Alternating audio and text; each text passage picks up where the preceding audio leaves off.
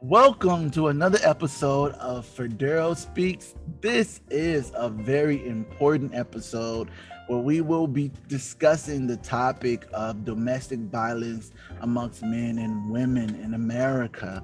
As we know, as we've heard on the news, and many of us have heard just and hearsay different relationships, domestic violence has definitely increased due to the pandemic. Post-pandemic, we've definitely seen that the topic of relationships and the complexities of relationships and how we do relationships has definitely been challenged during the pandemic, where we are finding that parents are becoming more impatient with their children, and husband and wives are becoming more impatient to the point where we are becoming physically violent, mentally violent, and emotionally violent towards one another. And so this particular topic is an important topic for this period of time. So I want to thank my panelists who have decided to brave the waters and join this particular conversation. I have none other than Delisha Reese, who will be co-facilitating this conversation. I want to give her the opportunity to introduce herself. I am Delisha Reese Gibson, however you want to call it. I am on the exec board for PWP, but I'm also here today as a woman and someone who has experienced domestic violence in all three ways. And so I am eager to just participate in the conversation, share my testimony, and be brave enough to share it with others. And I hope and pray that everyone will get something from it, and that we'll be able to release and feel free to express ourselves today. So welcome, ladies, and welcome, Federo. Thank you, Delisha. Next up, we have Mia, who will be joining the conversation. Mia is a returning panelist. Mia, take a moment to introduce yourself. Hi, you guys. I'm Mia Campbell, preschool teacher. I have a bachelor's in human services, so I kind of like to indulge and tackle the psychological parts of the things that we do, and it will coincide with some of the things that I talk about with myself. And I'm happy to be here and hope that I can help. Thank you. Welcome, Mia. Welcome. Next up, we have Tamara Walton. She's a returning panelist. Tamara, would you take a moment to introduce yourself? Good afternoon. I am Tamara Walton. I am very humble and thankful for being here also, just to discuss and have this conversation and enlighten and focus in on helping and encouraging everyone in regards to domestic violence and mental and physical stress that comes upon that.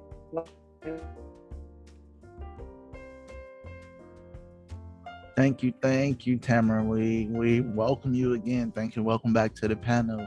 Next up, we have Aleida. Aleida is also a returning panelist. Welcome, Aleida. Hey, Federo. So I'm super excited to be here. I love this topic. I'm actually a soul prosperity coach and a narcissistic abuse survivor. And so what I'm passionate about is helping women reclaim their lives after toxic relationships. So I'm just happy to share my story and provide, support and feedback for those who may listen. Thank you, Aleida. All right, so before we get started, it is important to note that the information presented in this discussion may be triggering to some people.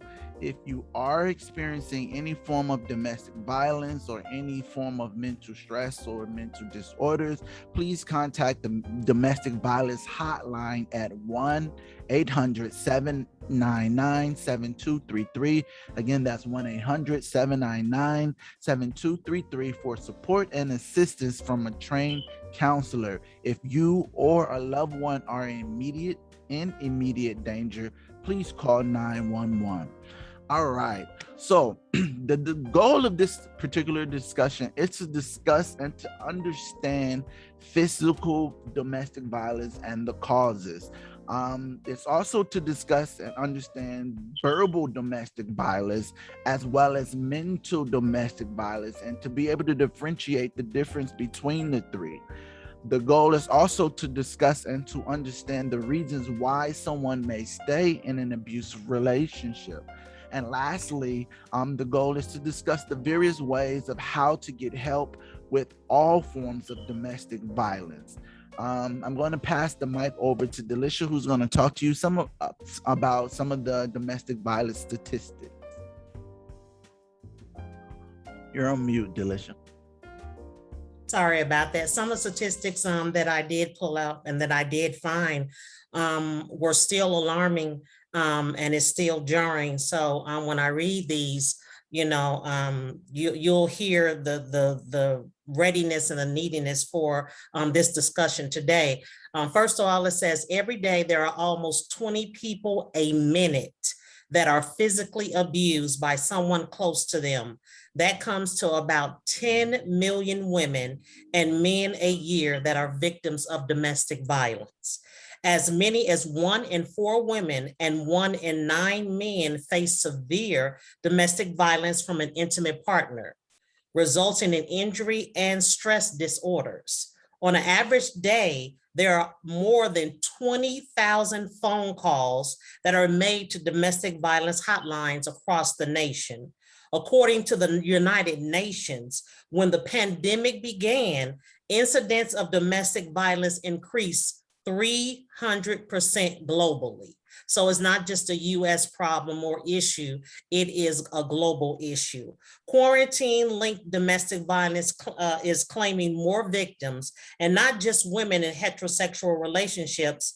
Intimate partner violence occurs in same-sex couples at rates equal to or possibly even higher than the rates in opposite-sex partners.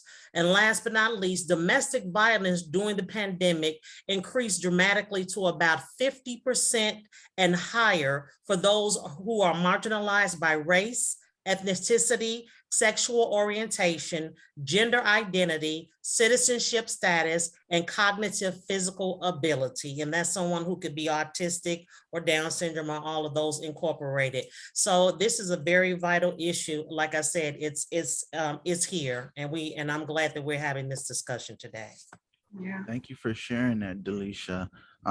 Is there anyone that may have any comment that they find interesting about the statistics?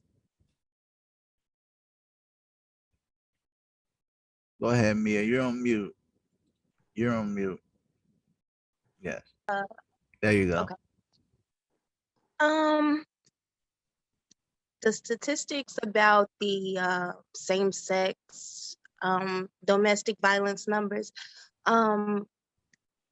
I find that to be like alarming, and I find it to be alarming just because, domestic violence on any spectrum is just wrong.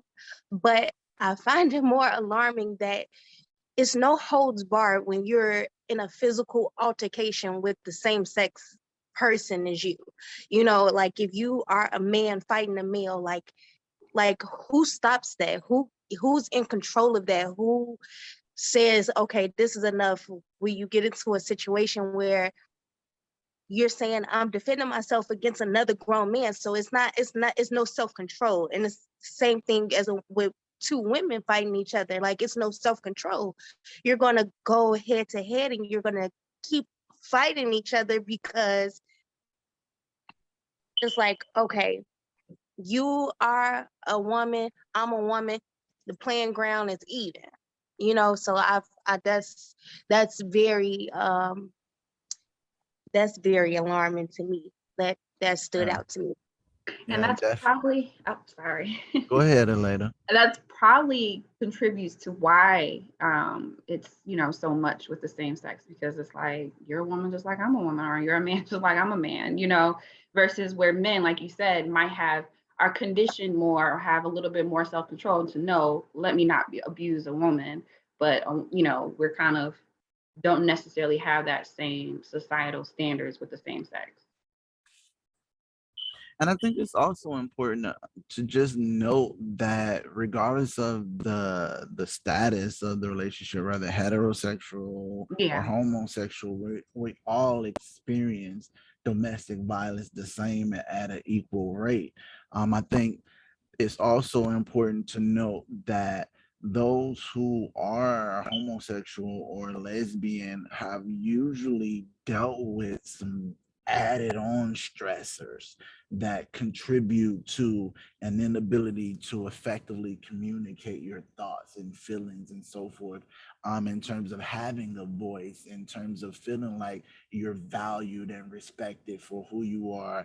And so sometimes we find homosexual men who have to overexert themselves and their masculinity to reaffirm themselves because they may be homosexual, as well as lesbian who feel the need sometimes to play a more masculine role in the relationship. And if you grew up in the house where your father was beating your mother, you may as a woman resume that role as the female in a lesbian relationship. So there are various dynamics that can play into how those things can play out. And I think that's an important point you made, Mia. But I think also another important statistic was just the rate: 20 people a minute calling it's being physically abused and it's calling for assistance and so forth. That lets us know that it could be going on next door, right down the street, with your neighbor, with someone you may see that is smiling and pleasant, and you never know what's going on behind closed doors. And understanding that, again, that's just a physical abuse statistic. Yeah. That doesn't speak to the emotional abuse, Yeah. the mental abuse that can be going on in some of these relationships. Often relationships we often look at and say, oh, I wish I had one of them. I wish I had a man like that or a girl like that. But you never know, You what's don't. happening Yeah. behind closed You doors. sure don't. And so, speaking of domestic violence, I want to take the opportunity to kind of define what domestic violence is, and so that it kind of provides a general point of reference to determine whether or not you yourself may have been a victim of domestic violence. And so, areas of domestic violence consist and is not exclusive to the following: scratching, biting, grabbing, or spitting. Men, we know that women can be scratchers and biters and grabbers and even spitters. That is a form of physical domestic violence. Shoving and pushing. We I think I was talking to a lady where we were discussing the difference between the physical abuse and how shoving is listed as a physical domestic violence. Slapping and punching, throwing objects to hurt or intimidate another person. Meaning that, I didn't hit you, but I threw it close enough that made you think that I was gonna hit you when I threw that plate and threw that hammer and threw that rock or whatever. Hurting or threatening to hurt your children or pets, destroying possessions or treasured objects, disrupting your partner's sleeping pattern to make them frustrated and exhausted. I didn't know that that was a physical domestic violence tactic where you disrupt their sleep pattern to keep them up, and that could definitely affect the physical and the mental and the emotional well-being of a person when you disrupt their sleep. Sabotaging employment opportunities by giving the victim a black eye or other visual injuries prior to an important meeting. Yikes, that's very sinister. Burning, strangling, attacking, or threatening to attack with the weapon, and any threats or actual attempts to kill you are all listed as acts of domestic violence. Keeping in mind that this list isn't inclusive, I want to kind of discuss our own personal experiences with domestic violence as is listed here, or even forms that you may have experienced that aren't listed here. So one question that I want to throw out, and because we have a more intimate discussion panelist here, I'm just going to leave it open for you ladies to jump in and answer it as you see fit. So one question is, have you experienced physical domestic violence? I'll start off by saying I have. I didn't realize that, because there's a fine line between discipline and abuse and so forth. But I didn't realize that growing up, there were lines that were crossed in the area of discipline, especially as I got older, that were very, very violent. That definitely affected me as a man and affected my ability to relate and even manage my own anger. Growing up, I found that because of some of the physical abuse that I experienced at my childhood going into my teenage years, something triggered where whenever the conflict reached a certain point, it was like a snap, and it was like anything goes, and now I'm ready to be physically violent myself. I'm ready to throw down. I'm ready to destroy some stuff. I'm ready to break property. One time I said, listen, I don't care about the thing. It was my house. I would destroy everything in here and replace it willingly, as long as I can hurt you. And I remember growing up in a household and kind of seeing that behavior demonstrated where, this stuff get knocked over, and a whole disrespect for property and physical boundaries were crossed, which again, as a man, challenged how I dealt with conflict management growing up. So I want to throw that out there. And ask you ladies, have you ever dealt with any physical violence, domestic violence? Well, I was actually talking to Federo. We were talking offline, as he mentioned, and I mainly experienced more psychological, emotional, mental abuse. But there was one incident in my marriage where I was shoved.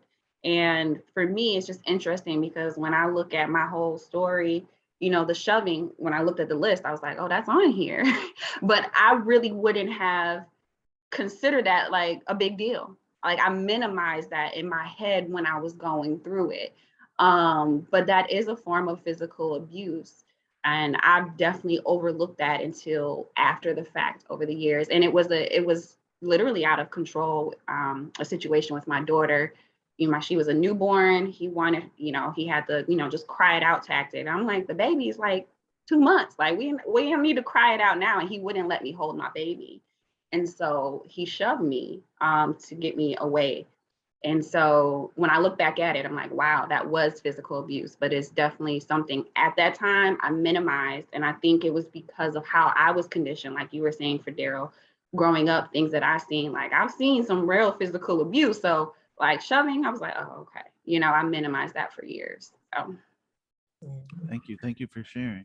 And I just wanted to talk about my experience. I didn't have direct physical domestic violence, but my father abused my mother for years. And it's sad to say that literally everything on this list he had done to her. So being a child of that, like Federo mentioned, that, that's a form of almost PTSD for you as a child.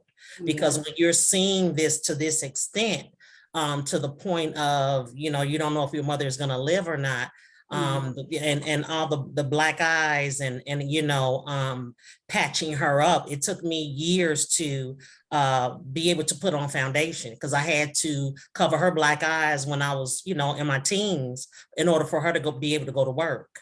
There was gun violence there, and there were always beatings to the point of, beating her till she was knocked out. And he would say, wake up, like, get up, you faking it, so it was very serious for years. And so, like I say, it wasn't me directly, but I lived with it and I still live with it. And I thank God that he's gotten me over that point. But the thing is that I can only imagine her battle with it because it was physically done to her. I'm only dealing with it emotionally and mentally. Yeah. So and right now to today, she has different things that is happening in her body. That she's 60, she'll be 68. And so there are a lot of things with her dental, with her eyes, her ears, different things that are now affecting her body because of the physical violence. I can relate to that as well. I left that out a little bit when I was sharing the story, not trying to take up a lot of time.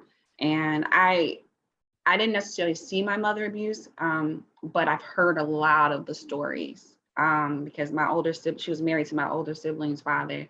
And, the stories that I heard, put her in the hospital just because of the mental anguish and breakdown. But, he would physically beat her and harm her. So I definitely understand. And that's another reason why I think I minimized the shove, just because I heard much more extreme stories. Yeah. So. I'm sorry. Go ahead, Tamara. I was saying that I have also experienced domestic violence as both the receiver and the giver. So I can relate to both in a different spectrum. So yes, I have also. How have you managed both? As someone who was the giver, how do you manage not giving in, or how do you manage that space? And then how do you manage the space where you received it? How do you manage it now, if you do? As the receiver of it, it was definitely at a time of, unsurety, depression, a lot of anxiety, a lot of other underlying issues that came with it was a partner, not for say like anybody personally like a parent, but it was a partner. And it was at a time where I was experiencing my death. As a receiver of it, that's how I'm a little bit more like understanding that this person in their self being the receiver, they're not just, I don't look at it, oh my God, you're an abuser, you have to, lock them up, call the police. There's a very other underlying pain issue, unresolved mental issues that are stimulating in that person. So as a receiver of it, now I reflect to say this person just needed more help. This person just needed just help. That person needed help, because as I began to do it, I found myself knowing that, oh my God, I need help. I'm hurt. I'm still in pain. I'm still confused. I'm still unsure. I'm still dealing with some issues that I have to find a resolution to find a need to find forgiveness for. So ultimately it was something in me that I had to face. It was my demon. It was my own pure demons, my own pure reflection. I had to face from the unforgiveness, from the unsurety, the things that I could not explain. That still, you can't explain, but you just adapt to, and you pretty much try to heal. Awesome. Thank you for sharing. Mia, you wanted to share something? I've watched, I've seen my mother be abused for a long time, and then one of her boyfriends that used to physically abuse her, he started to physically abuse me when she like wasn't home and stuff like that. And would be whatever his frustrations would be or problems or whatever, he would abuse me. Like the first time he had ever actually hit me, um I'm pretty small for for like a 35-year-old now. So like in fourth grade, like I was like 5 times smaller than a regular fourth grader would be. And he was abusing my mom at the time. And my mom had just adopted, she had just adopted my baby brother, and he was like maybe like 5 or 6 months. So when they were having their altercation, my little brother, we were all getting ready for school. It was morning, and my mom was getting us ready, and they were arguing already. And so when they were fighting, I heard a loud noise. So I went to check on my mother and my brother. So like he was like, my mom is a petite woman too. So like I looking at this guy, and he's like 6 foot plus and weighs 200 plus pounds. And my mom is like 110 pounds soaking wet, like, so she's like pulling her body out the wall. Like it's a hole from in the wall from her pulling her body out of the wall. And my brother is hanging off the side of the bed, like getting ready to fall. That's, for one, I knew the importance of not letting a toddler, a baby, an infant get hurt. But I also knew how important it was for him not to get hurt. And my mom had just adopted him, like that, and like it's like, okay, so I was trying my best to help. So like, I was just like, okay, I'm gonna get my brother and I'm gonna let the adults work it out, because it's really nothing much that I can do but besides grab my brother. And he would not allow me to do that. Like he was just like, okay, he told me to stay in the child's place. And I was like, no, I was like, let me get my brother, let me check on my mama, like, and I was like, I've always been one of those kids or one of those people that stand up for people, and I'm vocal when I see something that's not right. I don't care how big you are. I don't care what age I am. Like my family is so annoyed by it, because in any situation that's just me.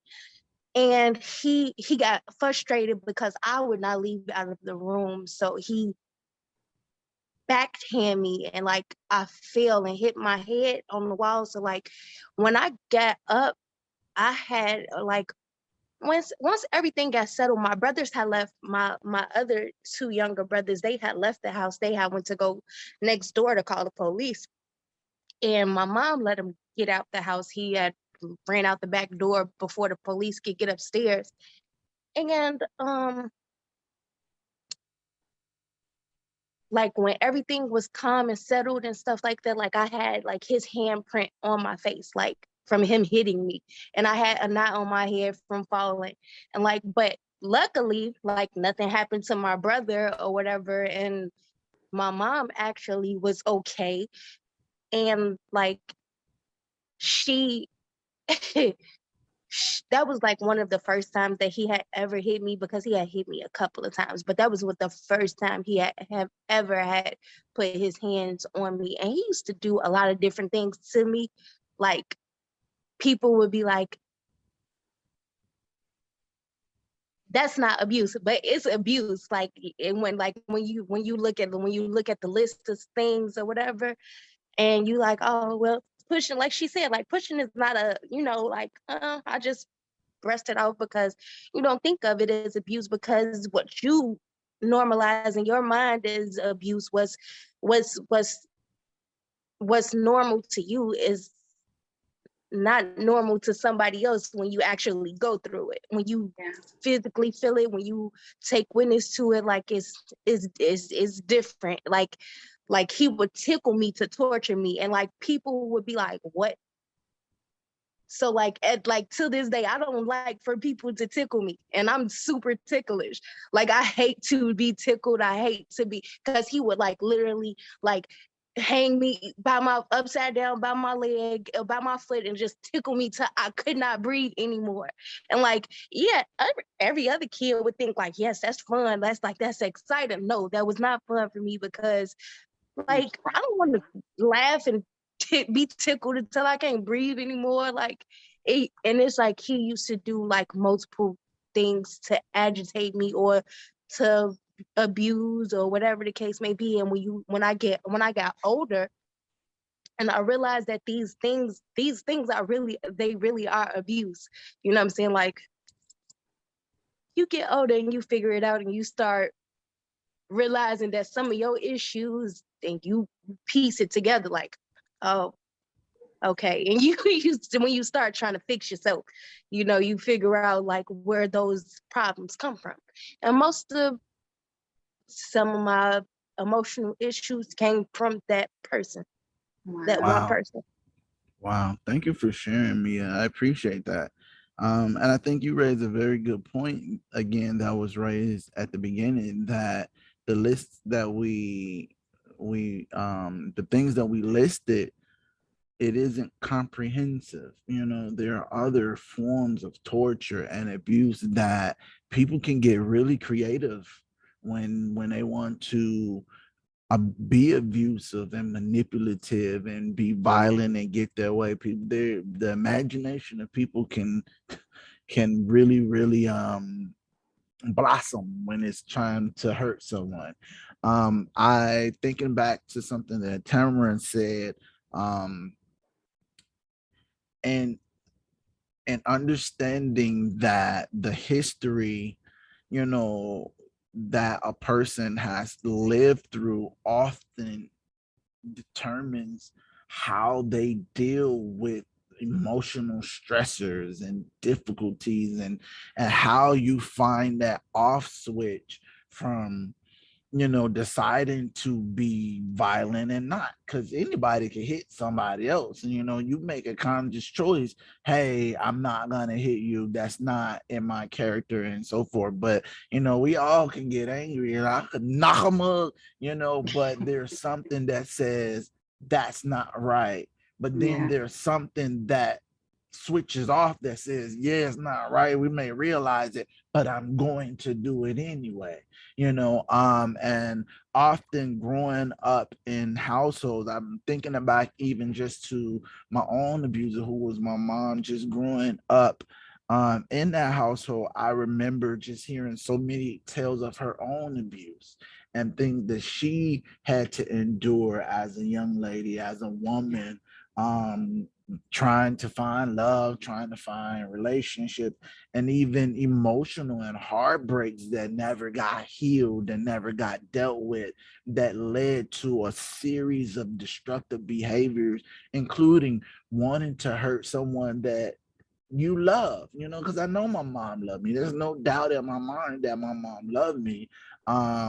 However, when you are stacking issues on top of issues and stacking unhealed wounds, on top of more unhealed wounds, you get someone who is dysfunctional in their behavior. They may be functional where they can cook and they can clean and go wash up, but that reasoning, that logic, and that off switch to say, haha, I won't do that, becomes impaired. And so, Tamara, I acknowledge and even commend you for that awareness of your own ability to be violent and say, hey, there's something hurting within me that's causing me to lash out, and thereby I need to learn and share that same empathy that I will want, and understand that my abuser has also been abused, and hit that the real F word, like you said, which is forgiveness. And that is really that tough F word there. We can say a lot of F words. Yeah. A lot of F words. Forget you, forgot you, never thought about you, but I forgive you. That can be very difficult. So I definitely acknowledge, I heard you and I acknowledge that. Is there anyone else that want to share anything about physical abuse? I just wanted to add on to what Tamara said. She's right, because the thing is that hurt people hurt other people. And a lot of that is from anger. And so I wouldn't allow myself to in all of my relationships until this day. I don't allow myself certain things. Nothing, not a shove, not a look at me wrong. I have a very low, almost like they say in school, zero tolerance for anything that will resemble physical.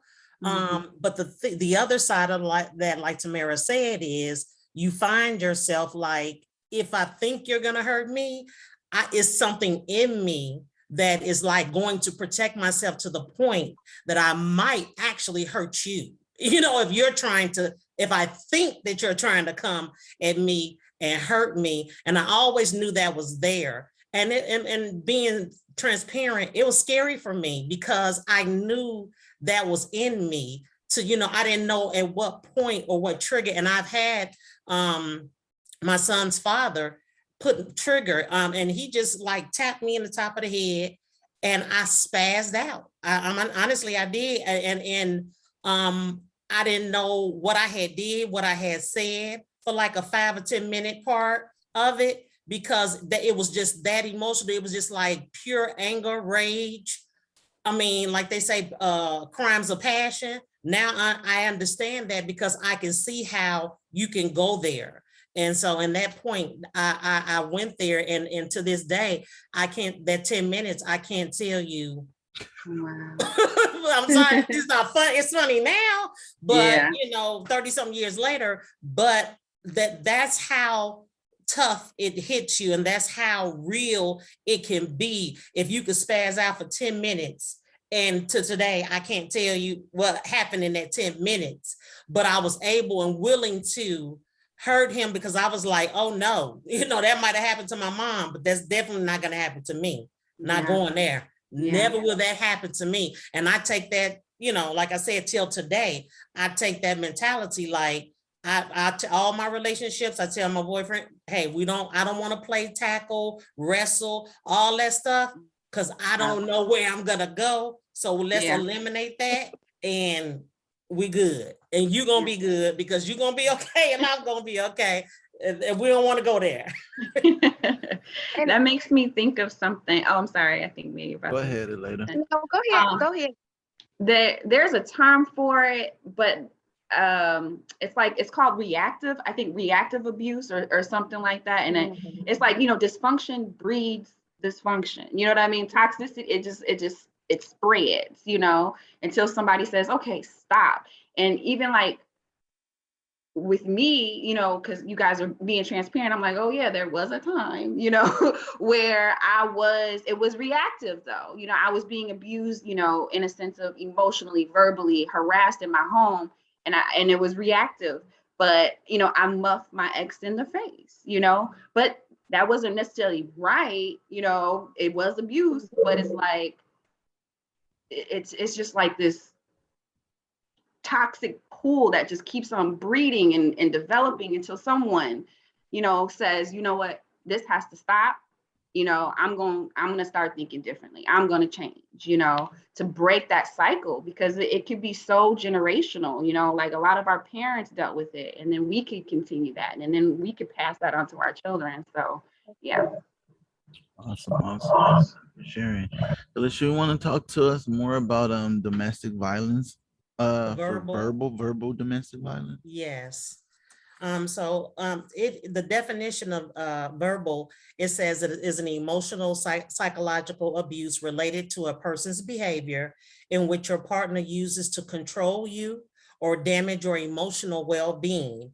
It can be verbal or nonverbal. It could be name calling, mocking, intimidation, making humiliating remarks or gestures, especially if you're in public, yelling in your face or standing in a menacing way, placing little value on what you say, interrupting, changing topics, not listening or responding, and twisting your words. And the last two is putting you down in front of other people and forcing your children to verbally speak to you in the same manner that the abuser addresses you in. Mm-hmm. And that's what we, Aleida was talking about. And that's what we've all been discussing and talking about. Verbal is just, I mean, all of them are bad, but you know how they used to say the sticks and stones won't break my bones and the words never hurt me? Not true. That is not true. You know, sometimes to me, the verbal and the mental stays with you longer than the physical, because your body will heal. But your mindset, and like Tamara was saying, and that forgiveness and that anger, that self-doubt, that all that stuff and that has been verbally said to you and has been verbally put out there in telling you this and downing you, you begin to believe there are a lot of things that people tell us verbally that are not true. But yet we believe them, yet we take it in, yet we take it upon ourselves. And then sometimes we start to tell that lie to ourselves so much that it becomes true to us. And in our conversation, when you're verbally talking, someone else who is in that same situation or got out of that situation can hear it. So that's where the verbal abuse, like I said, is very key. And I just wanted to ask a question. They say verbal abuse is subtle. And was this the case for you, or any of you guys can answer that? Because verbal abuse, I've just recently experienced it actually with my mother. I did not realize she was verbally abusing me. She would say things that would irritate me. I would carry it all day. I would even call Federa and like, she said this, and just last week, she made a comment and I was bubbling. I already had a lot of stuff dealing with, and I'm trying to understand our relationship at this point, being 51 years old now. And verbally, I could not take it. And now that I've explained to her that you are verbally abusive, and I don't think that you know that you're verbally abusive, she's like, stop calling me, no contact. And, you know, it's deep because I feel abandoned. I feel, you know, kicked to the curb because I express myself. And that's the one thing about verbal abuse that allows the abuser to make themselves stay, because she has the title of mom. I didn't want to see it as verbal abuse.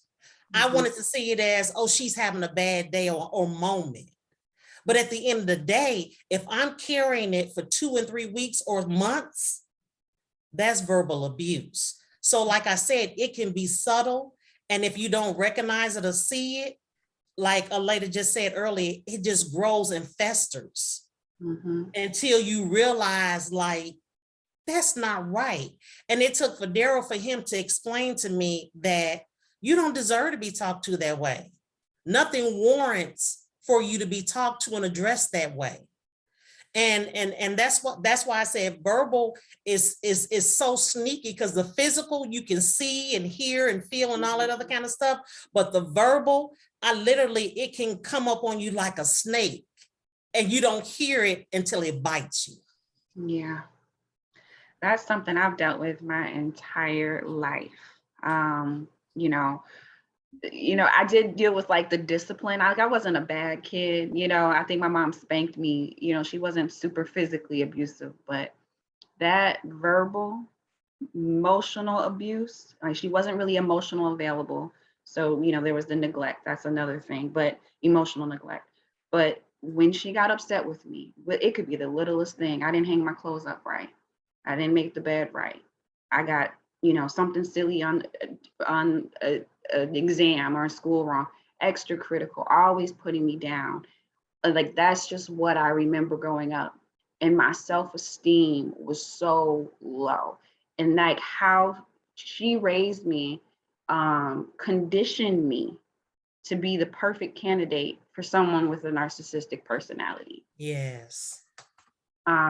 Like my self-esteem. And so it really, what you did, Delisha, is set boundaries. You put a boundary up and they don't like that. No. And so I've had to learn over the years what self-love looks like and what boundaries look like and enforcing those things. And I realized my mother has done the same thing in the beginning. When I started to tell her about certain things, like she wouldn't, she would get offended, go and badmouth me to other family members. Yes. Get back to me like I did something wrong, and all I said was don't do this, Exactly. And so, it's gotten better over the years. But when I first started putting those boundaries in place, oh man, it was so hard. And definitely with in romantic sense, like I've learned now, like I've got out of that situation. But when it comes to dating, oh no. I have no tolerance whatsoever for anything disrespectful, emotionally, physically. But I completely understand in that mental, verbal abuse, like it can really tear someone's soul down. Yes. And it takes a lot. It takes years and God, and just to build you back up. Yes. So I get it. Yeah. Yes. Like I think I spoke about this a little bit on another discussion, because my grandmother is like one of those people, like you saying, like how it's subtle and it sneaks up on you and you can't even figure out why you're irritated the entire day. Yeah. But like she would say, my grandmother, she still does it, but now it doesn't bother me as much because I know it's coming from an insecure place with her. Yeah. And like with, she would say things to me like, oh, I didn't know you knew how to cook. Or she would tell my fiance like, oh, you go outside with her looking like that. When I start growing my hair out natural, like I know you got another girlfriend, because I wouldn't take her outside looking like that. Oh, and so like my friends and stuff like that, they find it funny. And my fiance, he's like, that's just your granny, just let it be. That's just grandparents. The older people get the less filters they have on what they say. And I'm like, no, that needs to be addressed. That needs to be redirected, because you can't blame it on age. You can't blame, because when we do something, regardless of what age, if it was wrong, we got disciplined. If it was wrong, if we said something wrong, if we did something wrong, if we got disciplined, we got checked, we got put in a place of, or somebody would break it down to us in a place of understanding, so that we understand what we're doing is incorrect. So like, I would tell her like, look, look, we're not gonna do this today. Like, if we gonna do this today, I'm not gonna talk to you. Like, like I'm not gonna because I'm not gonna put myself in a position to constantly be abused by you, because you take it as you make it come across as a joke, and everybody else think that it's a joke. But I know that you won't even address the fact that your husband touched me. So that's not a joke. Yeah. It's not a joke. It's coming from a place of anger. It's coming from a place of insecurity. It's coming from a place of disappointment. And me and your relationship hasn't been the same since I was a kid. So like, you cannot continue to beat me up verbally, because like at first because she did it with my mom too, but she did it with my mom verbally, emotionally, and financially, and so like, I watch you do it to my mom, so I won't allow you to do it to me, because my mom doesn't even do it to me, because she recognized that how you raised her was wrong. Yeah. So she didn't do it to me, even though my mom had her own issues. Like, that was one thing that she didn't do, was talk down upon us. Like, even with my brothers, she would tell my brothers like, oh, if you don't get a haircut, or if you don't wear this style of clothing, don't come to the family gatherings. And so nobody saw my brothers on holidays. They like, oh, where your brothers? So they like, My brother's like, we're not coming. Because we're not going to be confined to your rules. If my mom thinks it's okay for me to have braids, and my mom doesn't say I have to get a haircut, I'm not getting a haircut. But you can't force me into doing something, and there's like now that all of us are adults or whatever, we are very cautious about what we say to what my brothers are cautious about what they say to their children, and I'm very conscious and aware about what I say to my nieces, my nephews, my younger cousins, because at an early age you have to build children up. You can't break them down verbally. That's hard. When you put confines on kids at an early age, they start to believe that that's all they are. So yeah. Yeah. Thank you for sharing, Mia. I think you said something that really strikes home with me, and that is challenging, your grandparent out of abusive relationship and setting boundaries, even with grandparents. I like Aleida when she said that, boundaries are necessary to be set, even with parents. But Mia took it a step further and said it with the grandparent. And I remember I had to do something similarly, where I had watched my grandmother tear everyone down at the table, and then get to me, and I watched her do it, and it was like, no, this is where the line is drawn. You will not do that to me. I will not allow that to happen. But to me, because it felt violent. It felt violent in a way that will stick. Like you said, Delisha, the words will stick longer than the physical pain. They felt violent, and I watched her with all intent. Now, I'm not sure how the other people were affected, but I watched her intentionally tear everyone down, and then decided, hey, I guess we're gonna leave Federo for last. He may be easy picking, but no, it was not so easy picking. And it was in that moment where I had to step back from my physical violent side. Yes. Yeah, I get it. Yes. Mhm. Yes. Where that Again, trigger- because of the title of mom, grandma, our elders, those titles of the elders, we try to not set a boundary for them, but we have to own it that they need a boundary as well. Oh, yeah. And they might need a boundary more often than our mother's generation, because they don't seem to know what they're doing, because it's become habit and they don't know any better. So they think that it's normal to cut you down and talk to you that way. And then when you tell them, I set that boundary, I'm not gonna let you do it. Oh, they're at I'm done with you now. I ain't messing with you. You know what I'm saying? I don't care. You don't call me. Like what? Me and grandma didn't talk for 2 years. Yes. After that, Yes. 2 years with all intentional. And you know what?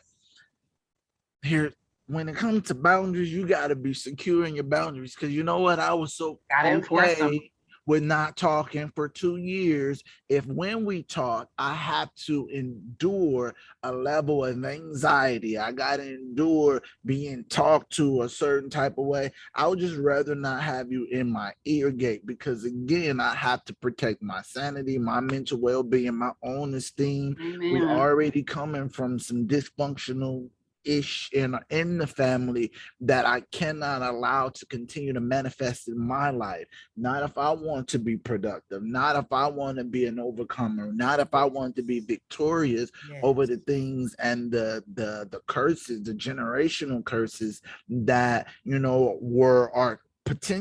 could potentially be passed down to me. I'm very intentional about not repeating past behaviors from forefathers.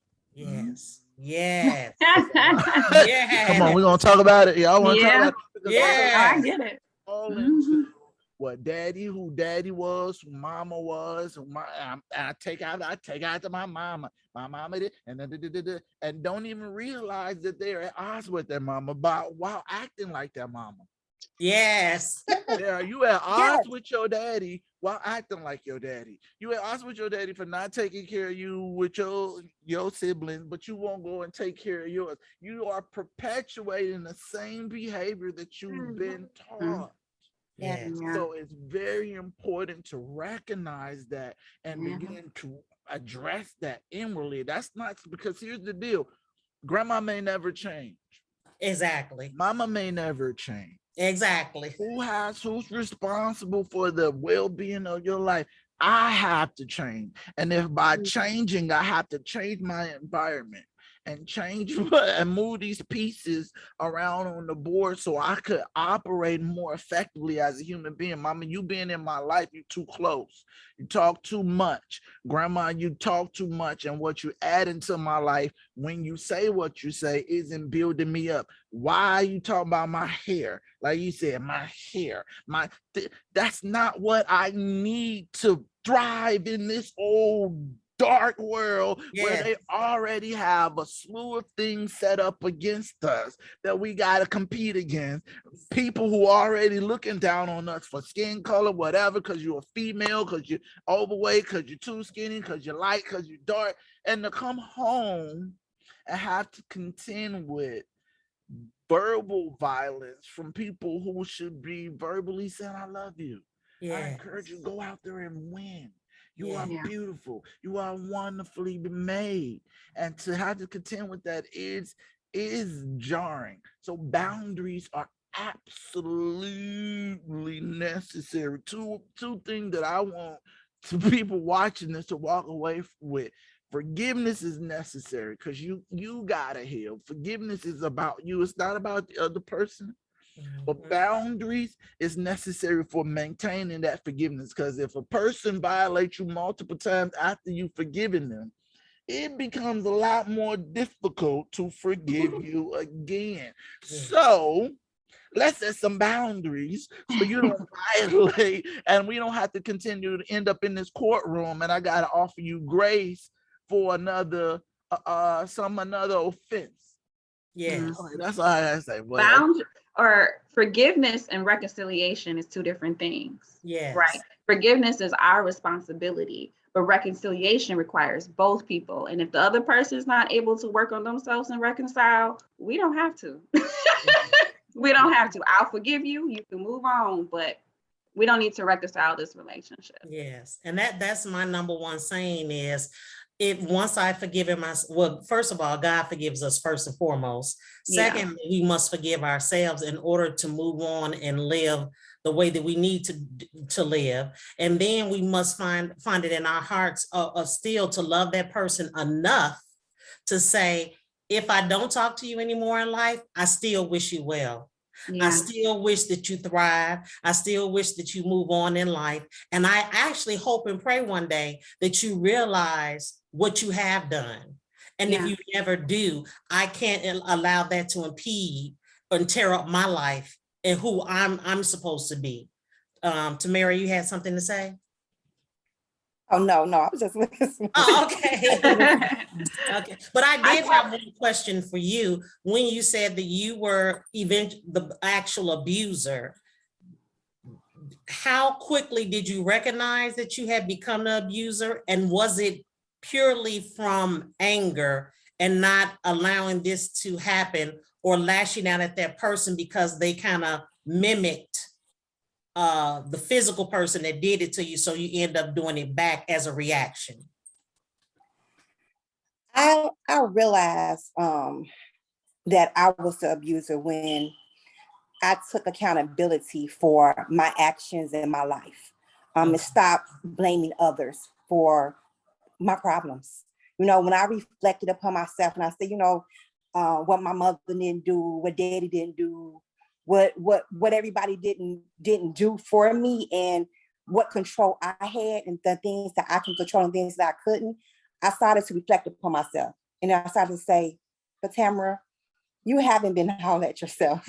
You have a way to, when you can't physically hurt someone, you begin to verbally attack them. And I'm good with my mouth. I'm real good.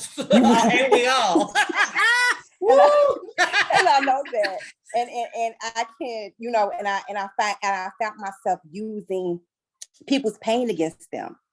And when I reflected on that, I said, how dare you, you know, listen to somebody's intimate life or watch someone go through something and then throw it in their face and tell them their pain to hurt them, and then expect you not to feel pain from other people. You know, it's almost like that karmic feeling that I began to reflect on. And I said, you know what? You have a choice to forgive. You know, you are accountable for your own actions. You are accountable for your own thought.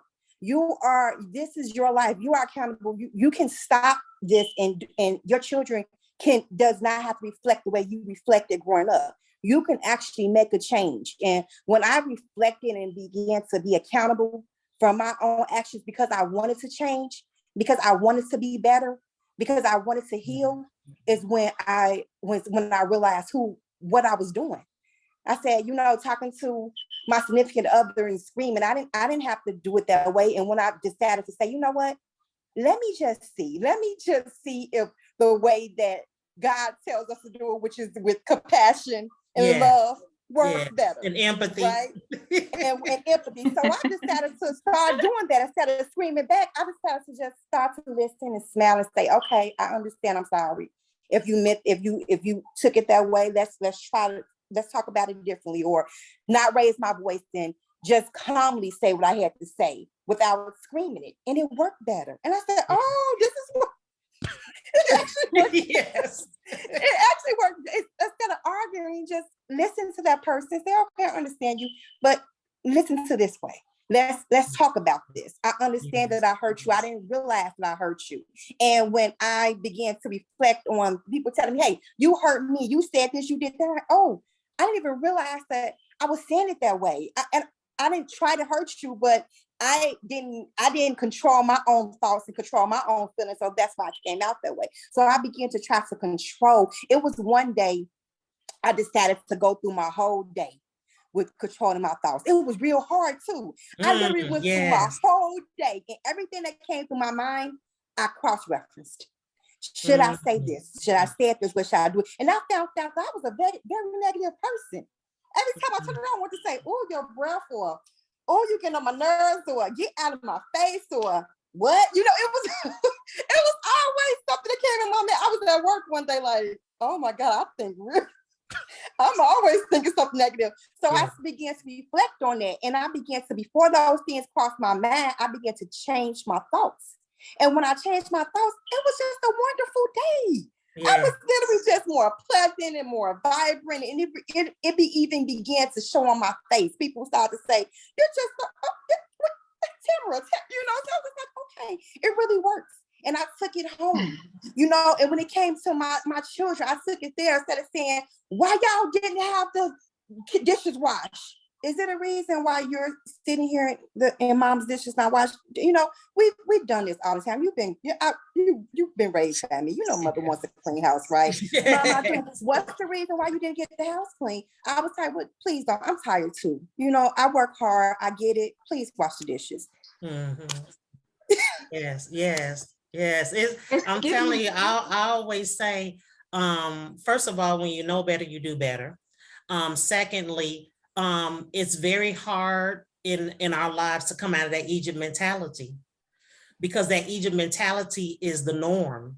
It's habit forming. It's security for us to be there, and the change is harder than to stay that person. But the thing is that the change is more healing than to stay that person, because staying that person is more detrimental versus the change. And that's the difference. And and that's why I say that, you know, when when I'm seeing the person that is abused, I'm like, I know it's something so much more underlying. I know this person is experiencing a factor that they are unhealed from. They are scared of. They are not sure of. It's just so many underlying emotions there. And not to say that I'm giving them a pass, because that's their accountability. They that's their accountability. But I know how hard, just like you said, it's very hard. Yes. It's not easy. We can sit here, I can sit here and say, oh, I just forgave people. No. Oh, no. This it's has a been process. a 10-year journey for me. This been happening since 2009. Yes. It's been a long journey. Yes. And it's been. Yes. I love what you said, Tamara, about what you're doing differently with your children, because that right there is breaking the cycle of abuse and dysfunction. And I think about that so much with my daughter, sometimes, for me, one thing that's been so big, because it'd be like, when I was a kid, my mom would do something, she would do it out of emotion, and you'd be like, you wrong, and would never take accountability. Would never, to this day, probably still wouldn't take accountability. But I'll sit back, Tamara, and look, maybe I reacted out of emotion or yelled or said or did something, and I'll sit back and think about it, and I do the Holy Spirit too convicting me, and I'll apologize to my daughter. I'll say, you know what, mommy was whatever, mommy was tired, mommy was frustrated. I'm sorry that I reacted like that. Because for one, it keeps our relationship, because we've heard so many relationships on this Zoom call where it's broken between our parents and our grandparents. And then it's like, no, I don't want my daughter to grow up and repeat the same cycles, get into an abusive relationship with a man because her mama she's used to mama talking to her a certain way and not even realize. So I really love that you said that, and that's beautiful. For sharing, lady, that was really, really powerful.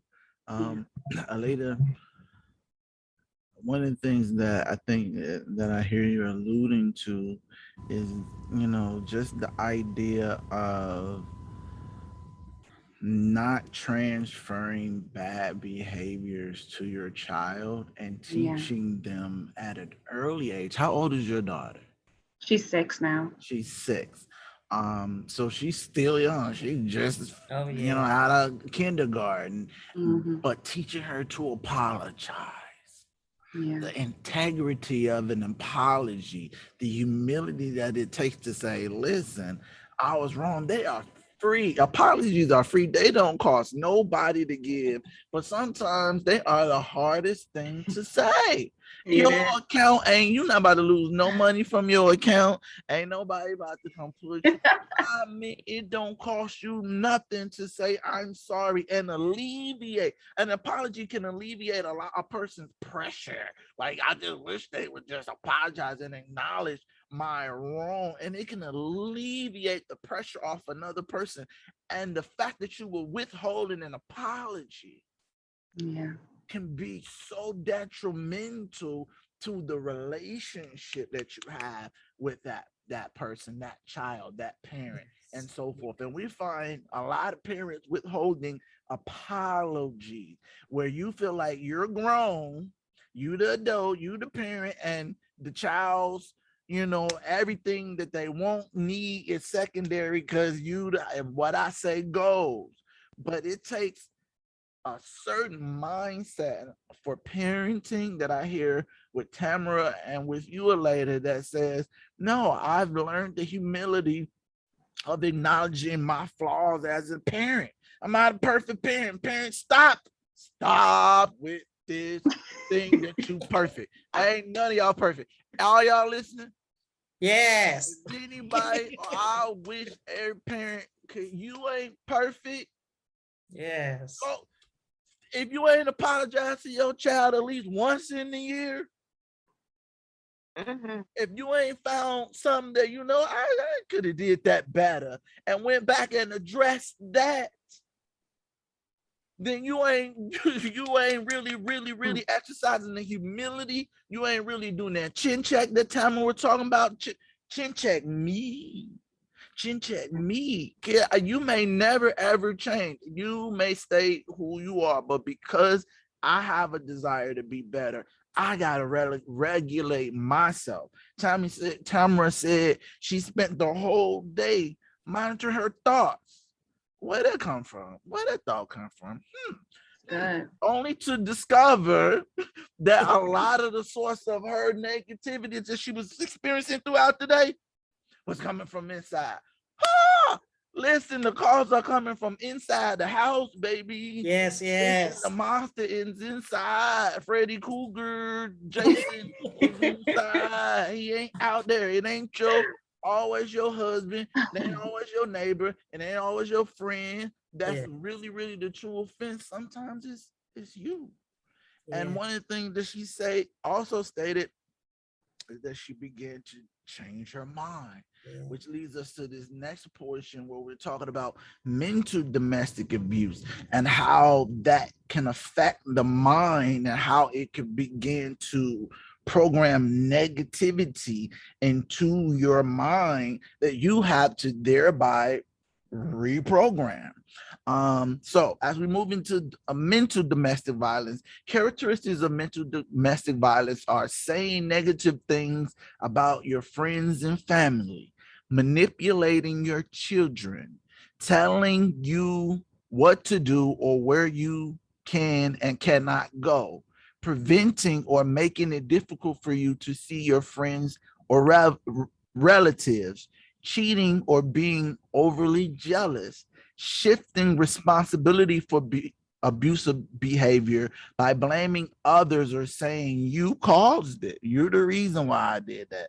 Why you make me do that? We get a lot of people who say you made me do that. You made me mad. You pissed me off, and that's why.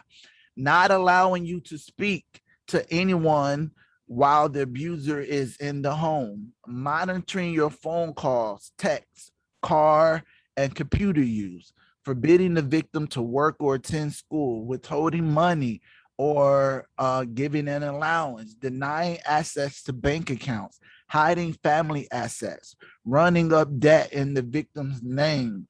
All of these are considered mental domestic violence that affect your mental, that can stress you out and leave you into depression, anxiety, and all types of other disorders, as we mentioned earlier. So one of my questions that I want to ask is, have you ever experienced what you will call mental domestic violence?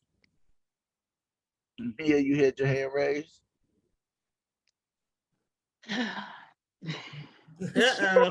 to say you experience all these things is just like absurd. But so my mom's ex, the physical abusive guy, like, I was afraid of the dark, as most kids are, most people are, or whatever. So my mom, she worked late, and she was a pharmacist, so she worked late and she would work the night shift sometimes. So she would leave the bathroom light on for me because my room was the first room in our house, so whatever. So I had to walk through the whole house to get to the washroom. So she would leave the washroom light on for me, so I would not be scared, and I would also sleep with my TV on. So he would literally, like, my mom wasn't at home, so he was there. So like, I could not leave my TV on, and then he would purposely turn the light off in the bathroom. And like, when I would finally get comfortable and fall asleep, some days he would throw the dog on me in my sleep. So I'm panicking, the dog panicking, and it's just like, whatever. So, and like, as you know, like, I have sickle cell anemia, and so he would constantly remind me of a friend of his that passed away at 21. Oh yeah, my friend passed away. Normally people with sickle cell, they don't live past their teenage years or whatever.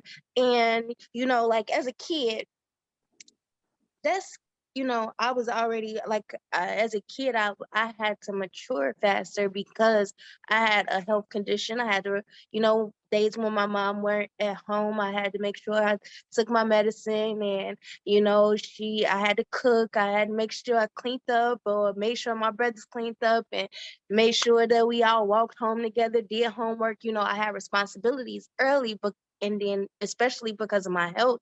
So like I was already programmed to I was already programming myself to be comfortable with the idea that I may not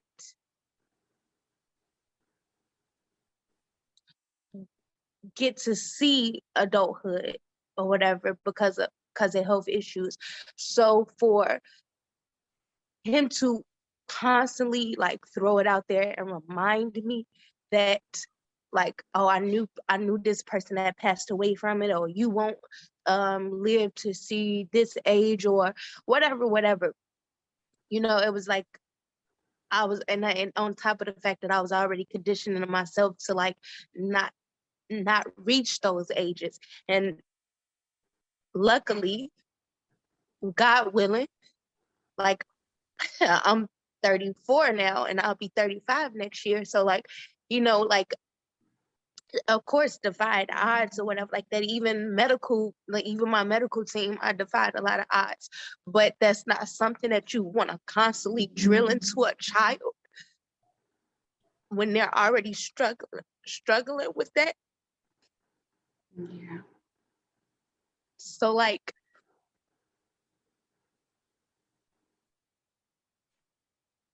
it's like very important to recognize what, you know what I'm saying, what even like like how verbal ties into mental, because it takes a toll on you mentally when someone tells you, oh, this can't happen, this won't happen, or whatever.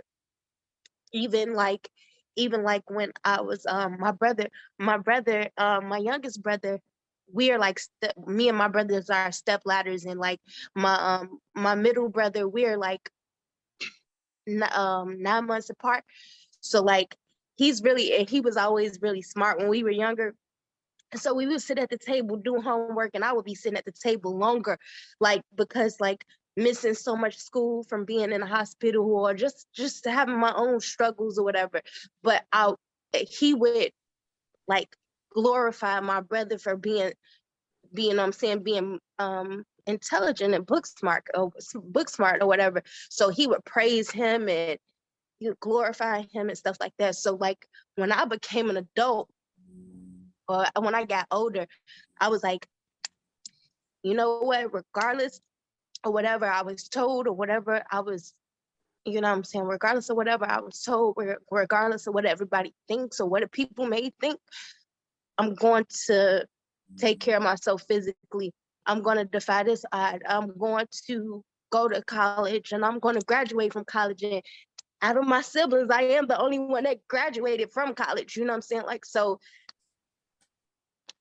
it's just like, it became like the mental abuse that I encountered kind of like made me thrive a little bit more, but it wasn't something that I wanted to endure. Right. Absolutely. And you said a lot. Thank you for sharing. And one of the things that really strikes home to me is the idea of turning that grief into fuel, you know, and really using it to propel yourself to a higher level than you probably would have reached without it. I think that's one of the keys to healing, and allowing the pain to become a poison, where you turn that potential poison into fuel.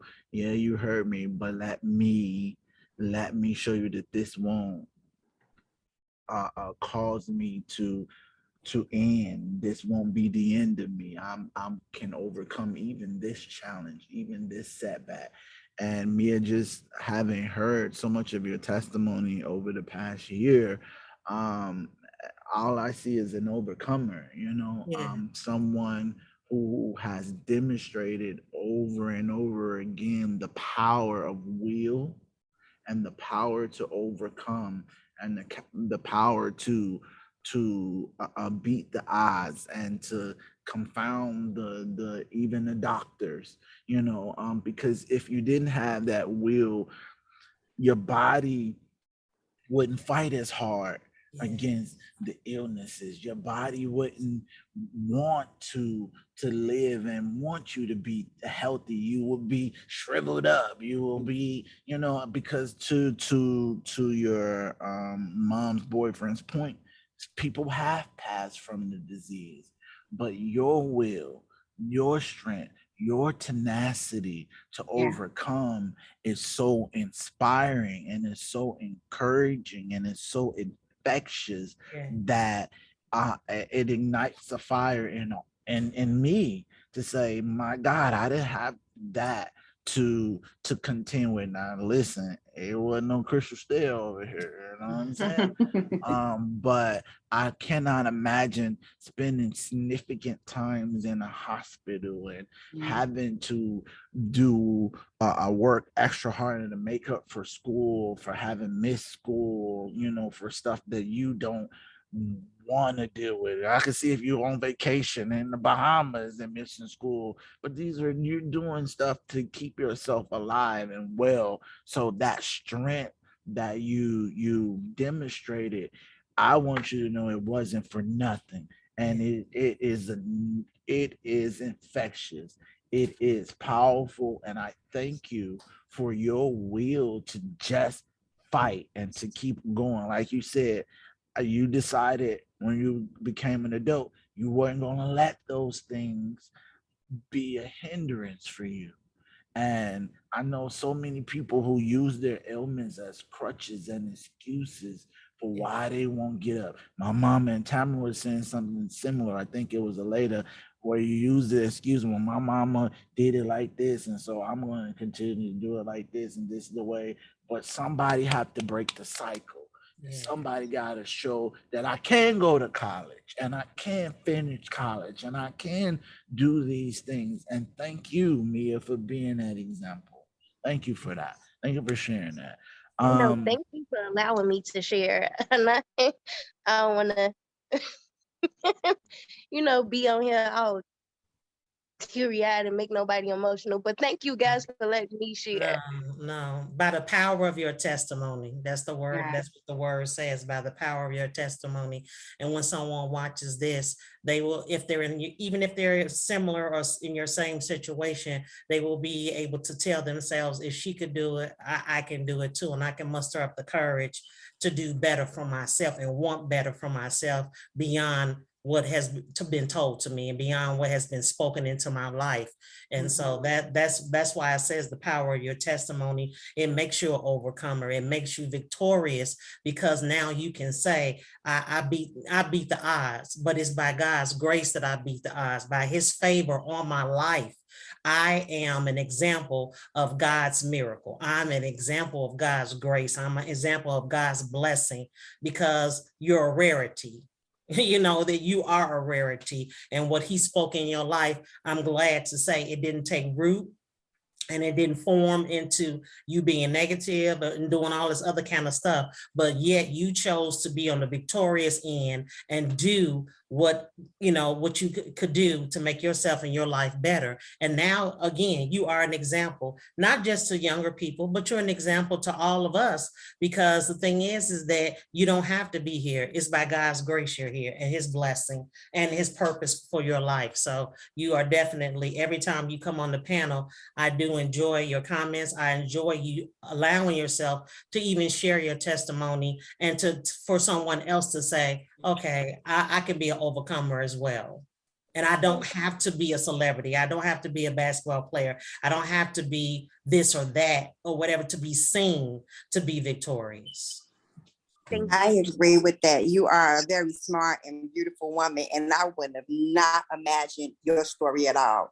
That's why you just never know someone's story as you present yourself, the power that you present yourself in, and the woman that you present yourself to be. I would never have imagined you to have that story, and I'm just like, it's just outstanding. So I definitely agree with both Fidel and Delisha when it comes to you're overcoming and how God has blessed you. You're beautiful, you're smart, you're encouraging, girl. Go ahead. Thank you. Thank you.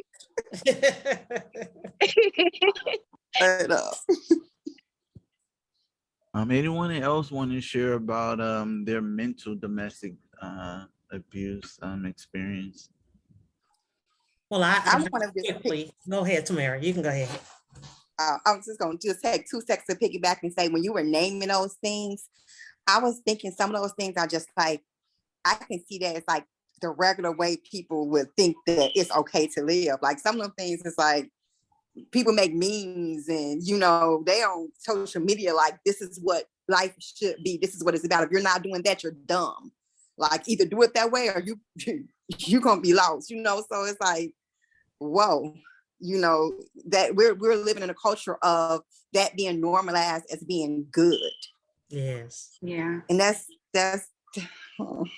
it wasn't for me. For me, like I experienced a lot of those things. And honestly, I did not realize until I started to take my mental health seriously. And I started going to therapy and counseling. And when we start backtracking and sharing certain stories and certain things start coming up, and I'm like, oh, for real? That was abuse? Oh, for real? Like it, yeah, it's just so normal. It's so normal until, you know, again, until someone just takes accountability for their lives and they start to, you know, process these things. So, yeah. And I short, I was in from 17 to 40 something. Was in and out of a relationship for that time. So I would say about a good 25 years. And never allowed myself to get out of it because I didn't have the confidence. I didn't think more of myself. I believe more of what he said. And I've been in church all my life, you know, but it took for me to really go to counseling and for me to realize that, you know, it was almost like playing a cat and mouse game mentally with him, and me being the abuser and wanting to say, always having the back of my mind, well, he really doesn't mean that. He really does love me deep down inside. He really does love me. He's a good person, and he'll see how much I love him and all this other kind of stuff. And just to make it short, you know, thanks be to God that he was able to finally give me, you know, because he had me stay on the scripture for almost a year, fearfully and wonderfully made. And my soul knows very well. And that's when you, as a man, think of so is he. And those two scriptures, I had to stand on for almost 2 or 3 years. And I had to just keep repeating it to myself, to remind myself. And it, like I said, it took me almost 2 or 3 years to even repeat that and finally say, okay, enough is enough. I'm ready to leave this, and it's going to be for the better. And I would rather live without this than to continue to live with it. Yeah. Awesome. One of the things that I heard you say was about your self-esteem, you know, and understanding how what you were experiencing was impacting you internally, you know, and then the need to reprogram even how you think about yourself. He may not ever change, but what you think about yourself is so important, and it really determines the quality of your life. So a man thinketh, so is he. So a man thinketh, so is he. If you think you in a box, some people, you know, if I make you believe you're in a box and put you in this whole big room, you may never ever leave that 8x8 square, because your mind is conditioned. And there's something with the mental programming that is so important that we address as we talk about mental health issues and so forth, that we cannot do by ourselves. I know a lot of people like to think, hey, I'm okay, you know, I talk about it. I talk to my mom about it, you know, it's important. Yes. I talk to Jesus about it. I'm gonna talk to, I know the fellas, because of the fellas, Y'all faked me out on this one, fellas, but that's okay. We're gonna talk. I'm gonna talk to y'all because I know a lot of men in particular are so adverse to seeking mental professional help and really addressing some why you hit that woman, why are you talking that, why are you so angry, sir, why getting down to the root of it, and you cannot do it by yourself.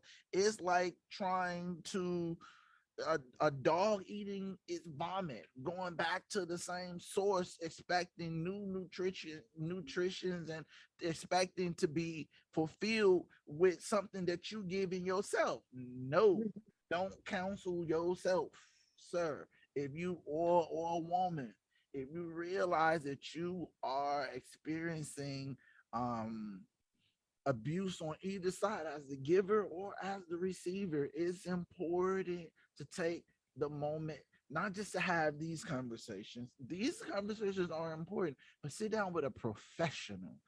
One thing that I heard, Delisha says she sought counseling. I heard Aleida say she sought counseling. I myself, I sought counseling. I am still in counseling. Hello. Because what I realize is that the issue don't stop when you address one issue. Oh, it's layers. Keep going. It's another issue. Listen, pandemic. So if the pandemic then toss issues at you that you ain't know you had, if you ain't take a moment to do some self-reflection and you said, listen, I got some issues I need to address, doing, something wrong with me. I could do this a little bit better. I could be a little bit more courageous and fighting, even just going after my dreams. I've had, we're gonna talk about it. I've had relationships, and I'm for the sake of the conversation, I'm gonna not say names because people may know who this person is, but I've had relationships where I've been in like working relationships and had people speak negativity. Oh, Fidel, you can't do this. Or Fidel, you can't do that. You can't sing, or you can't do this. And it caused me to shy back and pull back from even the pursuing my own dreams. Yeah. And not realizing how verbally abusive and violent those words were against my self-esteem and my own self-value. Why do you think this way? Why are you afraid to step out? Why are you afraid to chase? Why are you afraid to go you want to go this far and then you pull back? Now I realized somebody had told me that was where the edge was. That's how far you can go.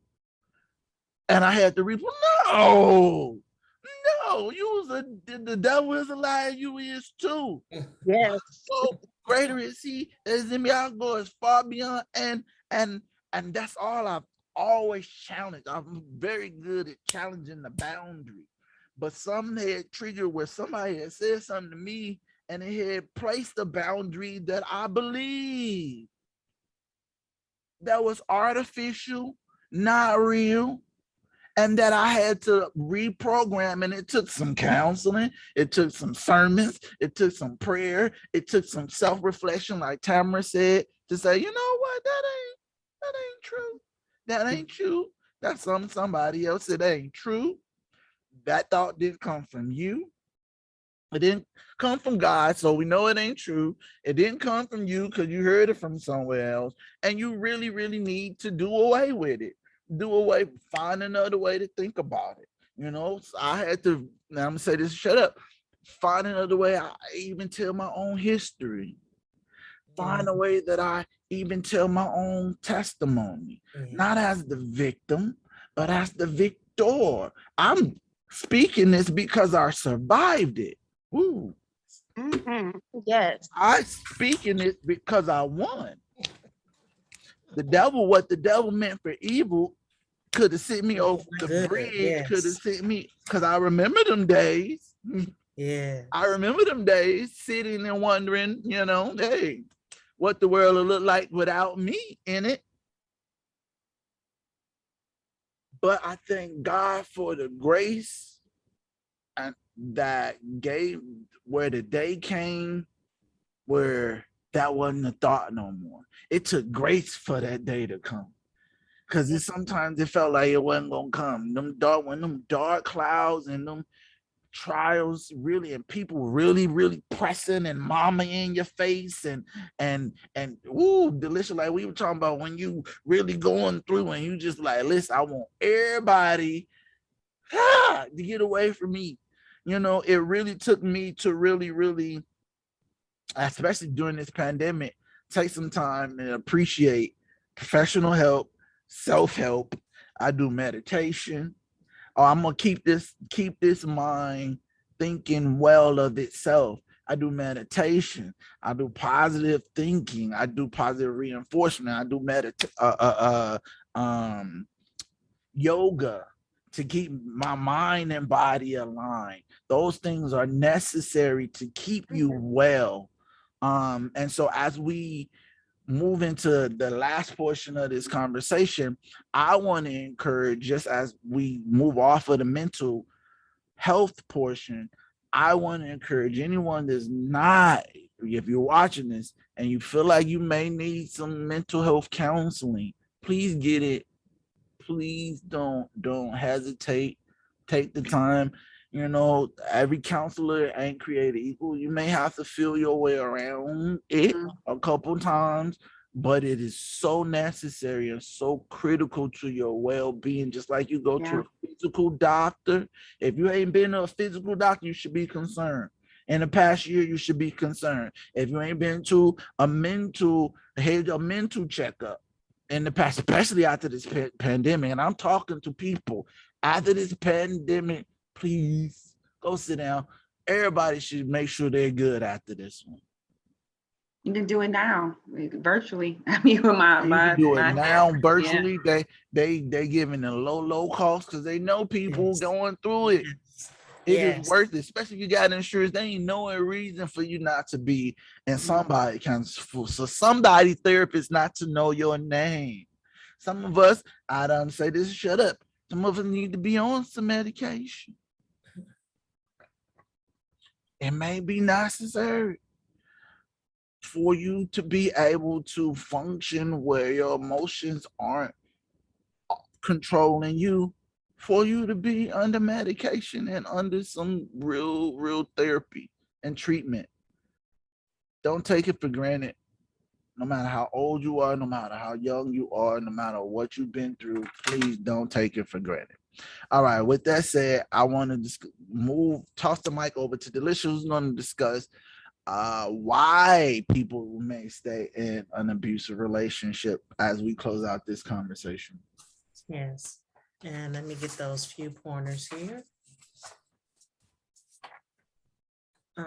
One of the things that is said when I was looking up the statistics is when domestic violence of any form is taking place in a home, it's in the victim's best interest to get out and seek help if they feel that it is safe to do so. Unfortunately, that's not the case for every victim in every situation, because sometimes people feel that they can't get out and that there is no place for them to get out. And that's not the truth. There are so many avenues that you can get out.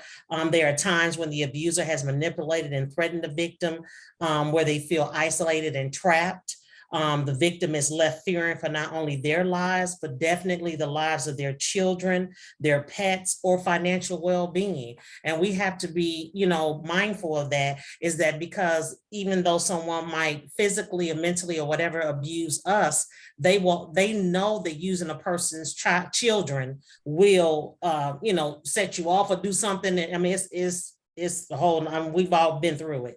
To an outsider, most don't understand the victim situation and their thought process, wondering why they just don't leave their abuser. That should have been number one.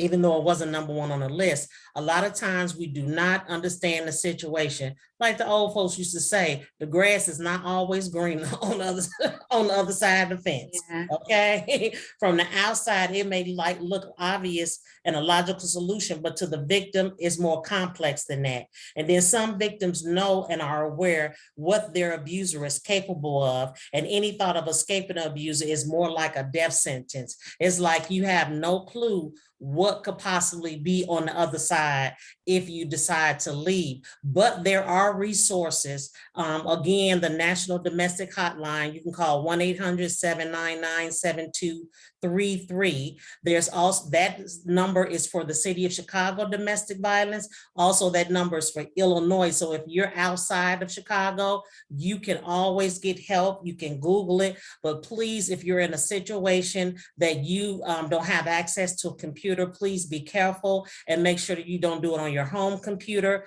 Make sure that you, if you have to go through a friend to call for you or something, whatever the situation is, just be very aware of your surroundings and what your abuser is capable of. And again, there are so many different networks that are connected to domestic violence. There's one called CAWC, is Connections for Abused Women and Their Children. BFC, Between Friends Chicago. Illinois Coalition Against Domestic Violence. Family Rescue Incorporated, the Wings Program, Catholic Charities, and even one called The Network. And there are so many more that can be found. And we just want to encourage you that if you find yourself in this situation, there is someone to help. There is someone that you can get in contact with anywhere, but just please be careful in what you're doing so that you don't get, taken back from the abuser. And Federa, I'll pass it back to you. Awesome. Thank you for sharing that. Yeah. As we close out, ladies, I want to thank you all for sharing your powerful testimonies and your perspectives. This was definitely a conversation for the books. I definitely appreciated everything that was stated. I thank you for taking the time to even be a part of the show. I want to encourage anyone that is under domestic abuse, whether it be physical, mental, or emotional or physical, to, as Delisha said, seek counseling, seek help, seek assistance. You're not alone. There are definitely resources available, readily available to assist. They are readily available because there is an awareness within our communities that these resources are needed. So please take advantage of them. We are living in a time, as we stated before, where domestic violence is on the rise. So we know that this isn't something that we need to take lightly or take for granted. So I encourage you to get help before it's too late. If you know someone who is being abused, encourage them to get help.